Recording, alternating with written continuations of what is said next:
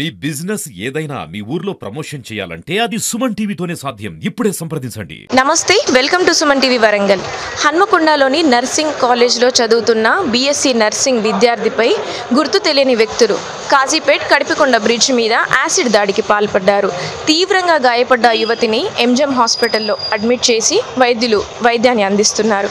మరి గత కాలంలో కూడా మనం 2008లో కూడా కిడ్స్ కాలేజ్లో యాసిడ్ దాడిని అయితే చూసాం. మరి అదే తరహాలో మళ్ళీ యాసిడ్ దాడి జరగడం అనేది చాలా విషాదకరమైన విషయం అని చెప్పాలి. మరి ప్రస్తుతం అయితే మనం ఎంజెం హాస్పిటల్కి అయితే మరి వైద్యం అందిస్తున్నారు ప్రజెంట్ అయితే. మరి అలా యువతి తల్లిదండ్రులు కూడా మనతో ఉన్నారు. ఒకసారి అయితే వాళ్ళతో మాట్లాడే ప్రయత్నం చేద్దాం రండి. ప్రస్తుతం మనతో వాళ్ళ తల్లిగారు అయితే ఉన్నారు. ఒకసారి వారిని అడిగే ప్రయత్నం అయితే చేద్దాం. అమ్మ చెప్పండి, నిన్న ఏ టైంకి జరిగింది? మీకు ఎన్ని గంటలకు ఫోన్ చేసింది? మా పాప 6:15 నిమిషాలకు మాకు ఫోన్ చేసింది. మేడం, మమ్మీ నాకు ఇట్లా మంట మండుతుంది మమ్మీ, ఎవడో ఏమో ఇసిరేసిపోయిండు మమ్మీ, రాన్లి మమ్మీ అని ఫోన్ చేసింది. మేడం, ఫోన్ చేయగానే ఏడున్నో బిడ్డ అని నేను అన్నా. అంటే కడుపుకొండలమ్మ, కడుపుకొండ మన గ్రామ పంచాయతీ కాడ ఉన్నామ్మా, ఒక అమ్మ వాళ్ళ ఇంటి కాడ ఉన్నామ్మా, రాండి అమ్మ అనగానే నువ్వు ఆన్నే ఉండు బిడ్డ, ఎవరింటికి పోకు, నువ్వు ఆన్నే ఉండు, చిన్నక్క ఉన్నది కదా మా నడిపి చెల్లెది ఆవురే మేడం కడుపుకొండే, అక్కకు ఫోన్ చేయి బిడ్డ అని నేను అన్నా. అక్క ఫోన్ ఎత్తలేదమ్మా, మీరన్నా చేయండి, నాకు మంట మండుతుందమ్మా, నేను చచ్చేటట్టుందమ్మా అని నా బిడ్డ కేకలు పెట్టుకుంటే మాకు ఫోన్లోనే అంటుంది. ఆ ఫోన్లో కూడా రికార్డ్ అయి ఉన్నది. మేడం, అంటే తనతో పాటు ఎవరున్నారు? మేము వచ్చినాం మేడం. ఆమె ఒకతే పోయింది మేడం, పొద్దుగాల ఈ వెంకటపురం కాంచెలు ఒకతే పోయింది. ఒకతే పోతా అంటే ఒక అమ్మాయి అట కనపర్తిలా లిఫ్ట్ అడుక్కుందంట. లిఫ్ట్ అడుక్కొని ఆ అమ్మాయిని కాజ్పేటలో బస్ స్టాండ్లో దింపిందట, మన పోలీస్ స్టేషన్ ముంగటనే దింపిందట. దింపి మళ్ళీ కాజ్పేటకు పోయి వాళ్ళ ఫ్రెండ్ని ఎక్కించుకొని మన కాలేజీకి అడిగి పోయిందట. ఈ నుంచి ఇద్దరు పోయిండ్రు, ఆ నుంచి ఇద్దరు వచ్చిండ్రు, నలుగురు వీళ్ళు క్లోజ్ ఫ్రెండ్స్. కాలేజీలే 4:30 అయిందట మేడం. 4:30 నుంచి మళ్ళీ విధిగా ఇంటికి వస్తాను. ఇక పొద్దుగాల ఎక్కించుకున్న మా పాప ఇద్దరు స్కూటీ మీద వస్తాను. వాళ్ళిద్దరు అదే బస్కి వస్తానరట, కాజ్పేటకు పోవాలని వస్తా అంటే మా పాప ఏం చేసిందట కదా, మేము మా అమ్మోళ్ళ ఇంటికాడ ఉంటున్నాం మేడం, చలి పెడుతుంది కదా నాకు అని డీమార్ట్కి పోయి ఒక బెడ్షీట్ను బిస్కెట్ ప్యాకెట్ అలానే ఉంది, బిస్కెట్ ప్యాకెట్ కొనుక్కొని ఒక చాక్లెట్ కొనియవా అని వాళ్ళ ఫ్రెండ్ అడిగిందట మేడం. అని 3 కొనుక్కున్నదట. కనీసం 15 నిమిషాలే ఉన్నారట మేడం. ఆ 15 నిమిషాలనే బయటకు వచ్చి మళ్ళీ అదే స్కూటీ మీద వాళ్ళ ఫ్రెండ్ వాళ్ళ ఇంటికి పోయి పొద్దున్న నుండి అన్నం ఏం తినలే కదా, వాళ్ళ ఇంటికాడ అన్నం తిననే పోదామని వాళ్ళ ఇంటికి పోయి ఈ 4 అన్నం తిన్నారట మేడం. అన్నం తిని ఆ పాప అన్నే ఉంది. ఇక మా పాపను ఇంకిద్దరు పాపలను ఎక్కించుకొని పాప వచ్చింది. సుబేదార్ పోలీస్ స్టేషన్ కంచెలో వచ్చింది మేడం. మీరు సిసి కెమెరాలో చూసినా అట్నే ఉంటుంది. ఆడికి వచ్చి వాళ్ళని బస్సు ఎక్కించి మళ్ళీ రిటర్న్ మా పాప కడుపుకొండ బ్రిడ్జ్ ఎక్కి మళ్ళీ అటు నుంచి వెళ్ళి వెంకటాపురం పోయే రోడ్డుకు బయలుదేరుతుందంట మేడం. బయలుదేరుతుంటే ఆడ స్కూటీలో మరి పెట్రోల్ ఉన్నదో లేదో అని నా బిడ్డ బోర్డు ఇక్కడికి వచ్చినాక మేడం స్లో చేసిందట మేడం. స్లో చేసినాక పెట్రోల్ ఉన్నది కదా అని మళ్ళీ బైక్ బయలుదేరిందట మేడం. బయలుదేరినాక అక్కడ ఎవరో తెలియని వ్యక్తి మేడం ఆడ బైక్ మీద కూర్చున్నాడట. ఇట్లా మా పాప వస్తుంది, ఆడ బైక్ మీద కూర్చున్నాడంట.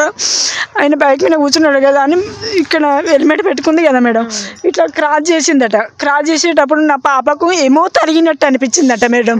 ఏమో తలిగినట్టు అనిపించినప్పుడు ఇట్లా బైక్ మీద ముగ్గురు పోతుండ్రంట మేడం. ముగ్గురు పోయినప్పుడు ఈ కాలుకు తాగుతుంది కదా మేడం, ఇటు నుంచి వెళ్ళి కూర్చున్నాడు కొట్టిండు కదా అని నా బిడ్డకు అనుమానం మేడం. అట్లా అని కొంచెం ముంగడికి వెళ్ళిందట. ముంగడికి వెళ్ళి నాకేమో తాకినట్టు అయింది, నా డ్రెస్ మొత్తం ఎర్రగా అయిపోయింది కదా, మంట మండుతుందని వెంటనే సెల్లు తీసిందట మేడం. ఇటు స్కూటీ ముంగట ఉంటుంది బ్యాగు, ఆ బ్యాగ్ నుంచి వెళ్ళి సెల్లు తీసిందట మేడం. సెల్లు తీసి వెంటనే మాకు ఫోన్ చేసింది మేడం.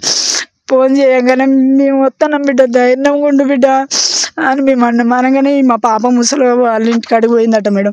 ముసలి వాళ్ళ ఇంటికి అడిగిపోయి అమ్మ నా మీద ఎవరేమో పోసిండ్లమ్మ, నాకు ఇట్లా అయింది అమ్మ అని అంటే అక్కడే ఎక్కడైతే జరిగిందో అక్కడే ముసలి వాళ్ళ దగ్గరికి వెళ్ళిపోయిందట. ఆడికే పోయిందట. పోయి బిడ్డ హాస్పిటల్కి పోదాం బిడ్డ, మీ వాళ్ళు వచ్చేదాకా ఎందుకు బిడ్డ, మేము తీసుకుపోతాం బా బిడ్డ అని వాళ్ళు అన్నారట మేడం. అనగానే చుట్టుపక్కల వాళ్ళ అమ్మ వాళ్ళు నేను అందరు వచ్చిందట మేడం. ఒక ఆంటీ వచ్చిందట. ఆంటీ నాకు ఇక్కడ జరిగింది కదా ఆంటీ, అది యాసిడ్ మరి ఏంటిదో తెలియదు కదా, దాన్ని ఫోటో దింపుకరపో అని సెల్లు కూడా ఇచ్చిందట మేడం. ఆ సెల్లులో దింపుకొని వచ్చిర్రు. సెల్లులో దింపుకొని వచ్చినప్పుడు మా తమ్మిని వాళ్ళ ఫ్రెండ్ వస్తాడట. మా తమ్మునికి మేమే ఫోన్ చేసినాం కదా మేడం. ఫోన్ చేస్తుంటే మా తమ్ముడు ఏం చేసిండు, వాళ్ళ ఫ్రెండ్కి ఫోన్ చేసి మా కోడలికి ఇట్లా అయిందట పోరా అనగానే వాడు వస్తాడట. దారిలో నుంచి వచ్చే వరకు మా పాప అన్నే కూర్చొని ఏడుస్తూ ఉన్నదట. వాటర్ పట్టుకొని వచ్చిండట, వాటర్ తాగురా అంటే వాటర్ తాగలేదట మేడం. ఈ మంటకు భరించలేక నా బిడ్డ నీళ్లు చల్లుకున్నదంట. కాళ్ళ మీద నీళ్ళు చల్లుకొని మా మనమడు అవుతాడు మేడం. ఆయన ఆ మనమడు ఆ బాటిల్ పట్టుకొని వచ్చి ఇక్కడ పెట్టిండు మేడం, చెప్పుల కాడ పెట్టి ఇక మేము పోయేదాకా అన్నే ఉన్నారు మేడం. మీరు వెళ్ళే వరకు వాళ్ళు అక్కడే ఉన్నారు. చుట్టుపక్కల వాళ్ళు మా మనమడు కూడా అన్నే ఉన్నాడు మేడం. నా బిడ్డ కేకలు పెడుతూ కొంచెం ముంగడికైతే అడవిలో చంపేసారో ఏం చేసారో మేడం. మరి ఎప్పుడైనా తను మీతో చెప్పేదా ఎవరితో అని ఇబ్బంది ఉందని? ఏం చెప్పలే మేడం. మా పాపకు అలాంటి అలవాట్లు లేవు మేడం. ఎవరన్నా చేస్తే కూడా ఆమె గద్దిస్తుంది వాళ్ళని. అలాంటివి ఏం లేవు మేడం. తనకి ఎక్కువ చదువు మీద, ఎగ్జామ్ మీద, పని మీద ఆరాటం, మా మీద ఆరాటం, చదువు మీద ఉంటుంది మేడం. ఆమె ఎవరన్నా ఏమంటే ఖచ్చితంగా మాట్లాడుతుంది మేడం. నిలదీసి అడుగుతుంది వాళ్ళని ఎదురుగా. అంటే ఇప్పుడు మరి పోలీసులు ఏమన్నారు, ఎలా జరుగుతుంది అంటే ఇన్వెస్టిగేషన్? పోలీసులు అన్నారు కదా, వాళ్ళు కూడా మా కోసమే మాట్లాడిండు మేడం. మా కోసం రాత్రి 6:30 నుండి మొదలు పెడితే తెల్లారగట్ల 5 గంటల దాకా మాతోనే ఉండి మాతోనే ఎంక్వైరీ చేస్తుండ్రు మేడం. మరి చేస్తుండ్రు అంటే ఇప్పుడు తను చూసింది కదా ఒక వ్యక్తి అయితే అక్కడ మాకు న్యాయం జరగాలని సార్ వాళ్ళు కూడా చేస్తుండ్రు మేడం. తప్పకుండా మేడం మీకు న్యాయం జరుగుతుంది. అక్కడ కూర్చున్న వ్యక్తి ఎంత వయసు కలిగి ఉంటాడని అనుకుంటున్నారు? మా పాప మా నాన్న ఏజ్ ఉన్నది అంటుంది. మరి 40 సంవత్సరాలు, 45-50 వరకు ఉంటాడని చెప్తుంది మేడం. ఓకే, మరి ప్రెసెంట్ అయితే తన ఎగ్జామ్ రాయడానికి కూడా అంత నొప్పితో ఉన్నా కూడా ట్రీట్మెంట్ మధ్యలో వచ్చేసి ఎగ్జామ్ రాయడానికి వచ్చిందని. ఇప్పుడు ఎగ్జామ్ రాస్తుందా తను? రాస్తుంది మేడం.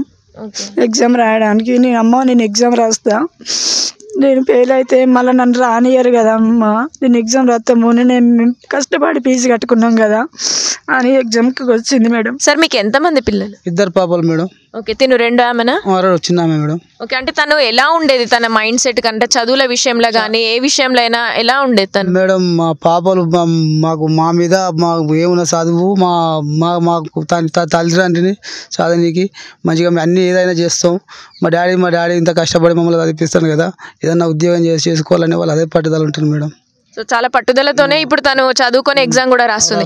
అంటే మీ ఫ్యామిలీ బ్యాక్గ్రౌండ్ ఏంటి మేడం? మేము కూలీ చేస్తాం మేడం. కూలీ. సో కూలీ చేస్తూ తనని చదివిస్తున్నారు. ఓకే, అంటే నిన్న జరిగిన దాని విషయంలో అంటే ఇప్పుడు తను హాల్ టికెట్కి వెళ్ళే తరుణంలో ఇదంతా జరిగింది కదా, మీకు ఏమని చెప్పింది అసలు? వస్తుంటే డాడీ ఆటో చేసి ఖాళీ అని వస్తుంటే హెల్మెట్ పెట్టుకుని నాకు ఏం కనపాలి డాడీ, ఇట్లా ఇసిరియంగానే బండి ఆపిన. ఆపగానే మంటలు వేసేయంగానే అక్కడ పిలిస్తే పక్క పెట్టి వాళ్ళందరూ వచ్చి చేసి అంబులెన్స్ ఎక్కించింది డాడీ అని చెప్పి. అంటే మీకు ఫ్యామిలీ పరంగా ఎవరైనా శత్రువులు, ఎనిమిస్ మేడం? మాకు ఇలాంటి ఇవ్వరు లేరు మేడం. మాకు మీ ఏరియాలో కానీ బంధువులలో ఎక్కడ లేరు మేడం. మాకు శత్రువులు ఎవరు లేరు మేడం, ఎవరు లేరు. అంటే మీ పెద్దవాళ్ళ పరంగా కాకుండా అంటే మిమ్మల్ని ఏమి చేయలేక తనను అలా? లేదు మేడం, అట్లాంటి ఏం లేదు, అస్సలు ఏం లేదు మేడం, మాకేం లేదు మేడం. మొగరాడు లాగా పెంచుతున్నాం. మాకు 2 ఆడపిల్ల అయినా మాకు మగ పిల్లగాని లాగానే ఈమె అంత కష్టం చేస్తుంది, మమ్మల్ని కూడా అది చెప్తుంది. చదువు విషయంలో అయినా ఇంటి విషయంలో అయినా. అంటే మీరు ఏమనుకుంటున్నారు, అంటే అది కాలేజ్కి సంబంధించిన ప్రాంతం నుంచి వచ్చిన వ్యక్తి అనుకుంటున్నారా? ఇంటి దగ్గర నుంచి కాదు, కాలేజీ నుంచి కాదు మేడం, బయట నుంచి అది బయట జరిగింది విషయం కాదు అది మేడం. అంటే ఎప్పటి నుంచి అబ్జర్వ్ చేయడం, అంటే మీకు ఎలాంటి అనుమానాలు ఉన్నాయి ఆ విషయం? లేవు మేడం, అలాంటి అసలు అనుమానాలు లేవు మేడం. మాకు మా పాప అలాంటిది కాదు మాకు తెలుసు కాబట్టి మాకు అనుమానాలు ఎవరి మీద లేదు మేడం. అంటే తనని ఇబ్బంది పెట్టే విషయాలు ఎప్పుడైనా చెప్పిందా పలానా వ్యక్తితో? లేదు మేడం, ఎప్పుడు లేదు.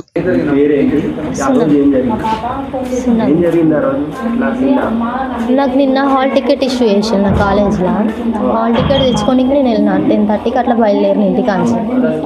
బయలుదేరి కాలేజ్ దగ్గరికి వెళ్ళాక నా అసైన్మెంట్స్ ఇట్లా ఉండే అవన్నీ మేడంకి సబ్మిట్ చేసేసరికి నాకు 4:30 అట్లా అయింది. నా కాలేజ్లోనే 4:30 అట్లా అయింది. నా ఫ్రెండ్స్తో పాటు నేను నా స్కూటీ పైన మా ఫ్రెండ్ని ఎక్కించుకుని ఇంకో ఫ్రెండ్ని ఎక్కించుకొని డీమార్ట్కి వెళ్ళాం మేము, కాజీపేట డీమార్ట్.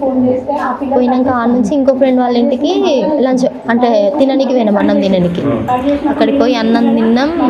ఇంకా వాళ్ళని బస్సు అక్కడ రైల్వే జంక్షన్ కాడ దింపినాం, డ్రాప్ చేసి వాళ్ళని బస్సు ఎక్కి నేను కడుపుకొండ నుంచి మా వెంకటపురంకి వెళ్ళే రూట్ పోతుంటే అట్లా షార్ట్ కట్లలో పోయినా అక్కడ కడుపుకొండ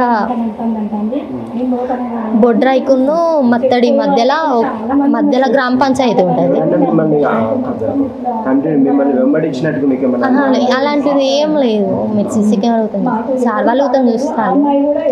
అలాంటిది ఏం లేదు. ఎవ్వరు నన్ను ఫాలో కాలేదు.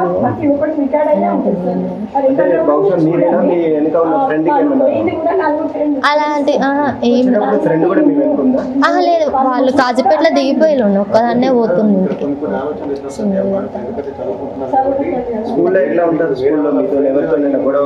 అలాంటి ఏమున్నా నేను కాలేజ్కి వెళ్ళలేదు. నాకు హెల్త్ ఇష్యూ వల్ల నేను కాలేజ్కి వెళ్ళలేదు.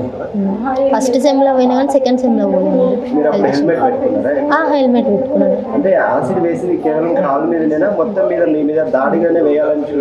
అది ఇంకా నాకు తెలియదు. అది వాళ్ళు పర్టికులర్ ఏజ్లో ఎట్లా వేసినా మనకు తెలియదు కదా.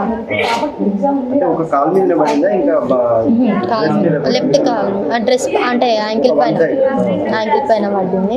బ్యాక్ పైన ఇట్లా పడ్డది సార్ చూసి. డాక్టర్లు నాకు ఇంకేం చెప్పలేదు. సార్ వాళ్ళకి ఇట్లా చెప్పిల్లు.